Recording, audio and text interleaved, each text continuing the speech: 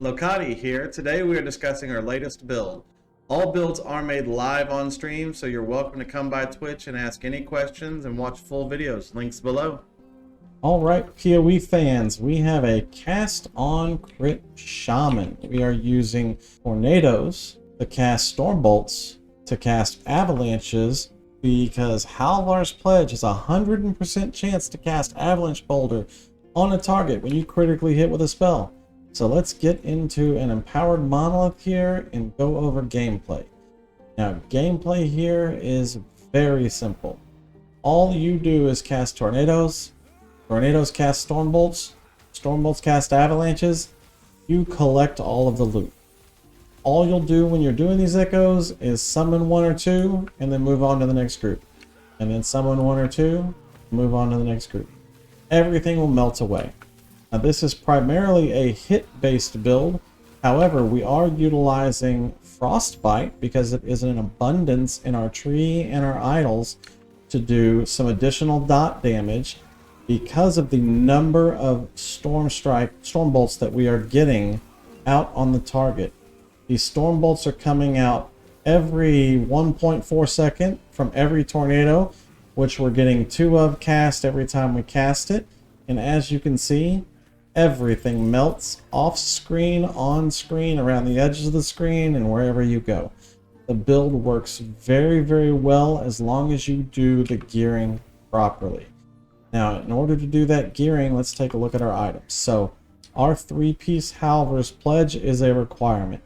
Now, the caveat here is you lose out on some really strong defensive rolls on your boots, and you lose out on some offensive rolls on your staff and your relic.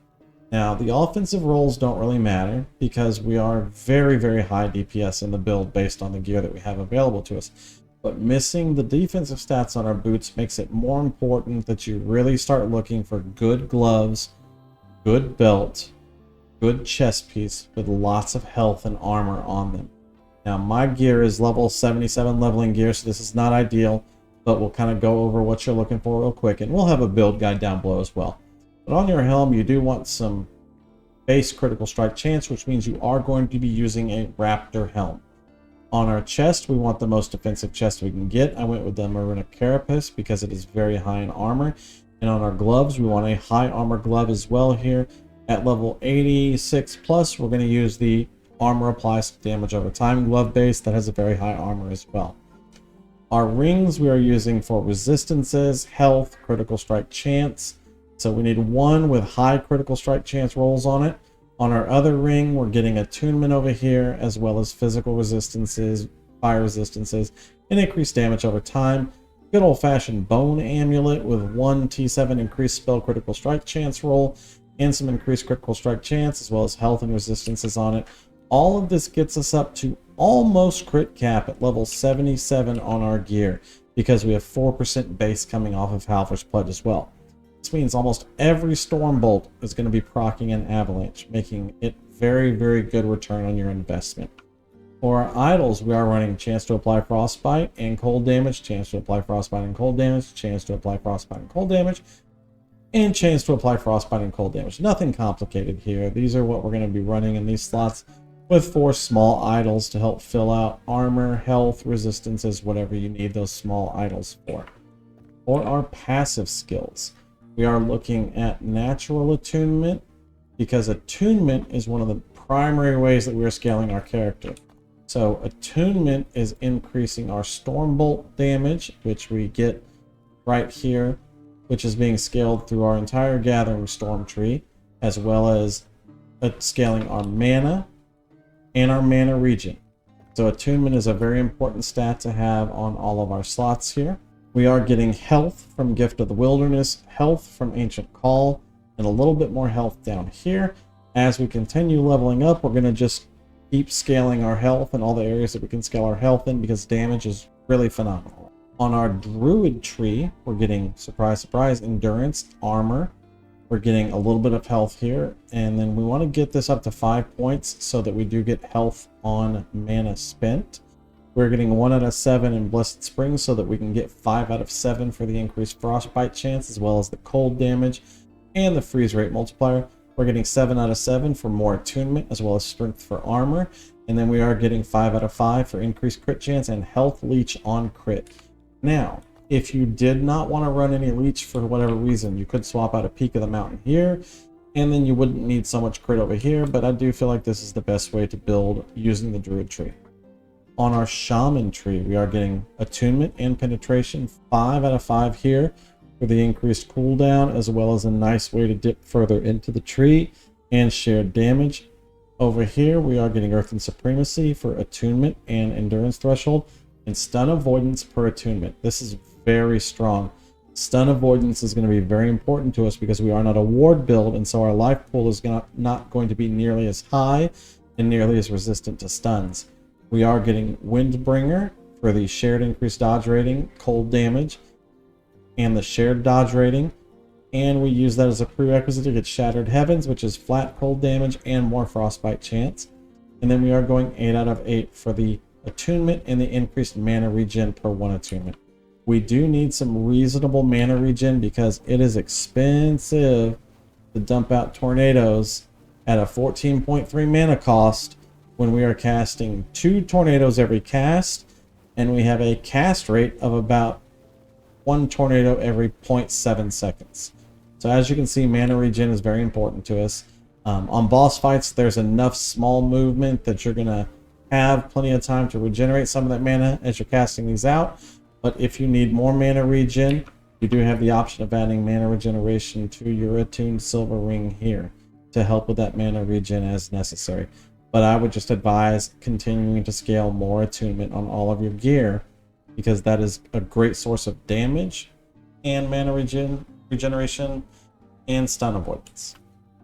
Now, for our active skills, we are running Gathering Storm, and I'm putting my last point in here for crit chance per Maelstrom.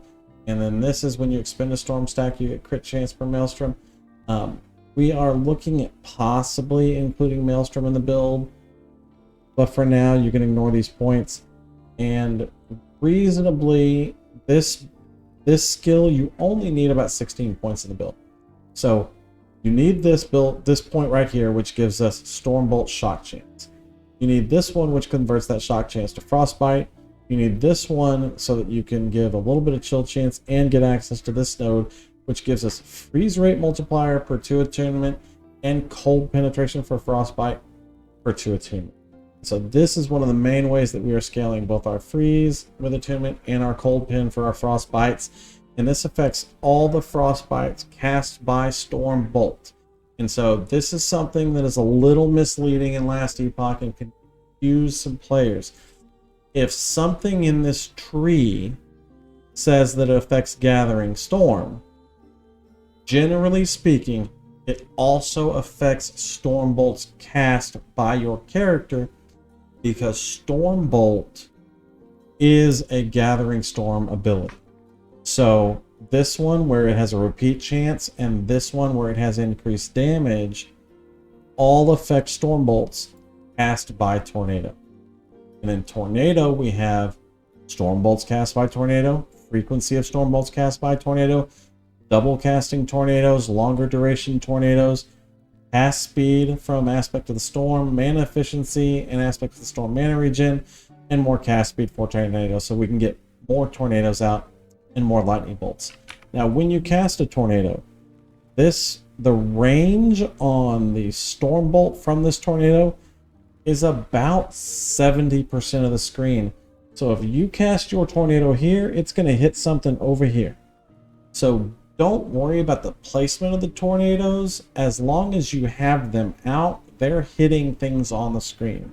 And so just dump out as many as you can while you stay safe, moving away from whatever it is that you need to move away from. Now, Avalanche is our primary source of damage, and we are scaling Avalanche through mostly hit damage in the Avalanche tree. We have 40% damage here. We have 20% chance for a large boulder, and a large boulder does more damage from Avalanche here. And then we have increased base crit chance for the large boulder, and it procs another small boulder when it procs a large boulder. So that's more cast on crit fun. Over here, we're getting 24% cold damage. Here, we're getting physical damage converted to cold damage. so that all of our cold damage scaling on our tree works. And here we're getting a larger boulder impact area and a larger boulder impact area here, so that the AoE of the avalanche is stronger, covers a wider path. On our storm crows, it is important that you get good berries, winds of restoration, and forager. The primary role of these birds are to keep you alive by giving you this burst of healing, which normally has a 10-second cooldown, but has down to a 4-second cooldown with forager here. And we're also getting aspect of the crow so that we have more spell lightning damage. And then we have 1 point down here for some additional shock chance from the crows themselves. Now our Spriggan is primarily here for his aura. His aura is giving us 8% base crit chance, 72% crit avoidance. And this aura is another thing where it's full screen. So when your Spriggan is way over here, you can see on our critical strike avoidance, all the way over there, we're still getting our critical strike avoidance.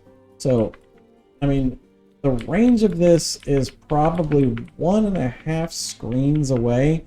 So as long as your Spriggan is alive, he's going to try to be within 1 screen of you. So you're going to have this aura up full time. It is going to be a great source of both critical strike chance and critical strike avoidance. We're also getting 15 spell damage flat for damage on our avalanche and our storm bolts. We're getting 200% increased healing aura. The base healing aura is 10 health per second, so this makes it 30 health per second. And then we are getting a dodge rating per attunement, which is a very, very nice additional defense for us that we're getting for basically free. Now, in order to keep this guy alive, we are putting some 3 in health here and some 3 in armor and fizz resistance here. If you're not having any issues with him dying, you could move these points elsewhere, like going over here into the freeze rate multiplier for you so that you can have more freezes on the targets. Freeze is a great source of defense as well. Now that is how we're going to do passives, actives, and items and idols. Our blessings are really straightforward. We're going to go with a health blessing here. We're going to go with an all res blessing here. We're going to go with a fire res blessing here. We're going to go with 47% increased armor here. We're going to go with increased cold damage here. But this character is very flexible on the blessings. So get what you need based on how the play is going. But we will have a final build guide down below that'll list everything you need at the end of the game for this guy, as well as some goals for you to get to as you're playing along. Alright folks, thanks for stopping by and watching our video. If you liked what you saw, give me a like, follow, subscribe. Also, come by the stream and say hi. Love to answer questions and help however I can. Y'all have a wonderful day wherever you are.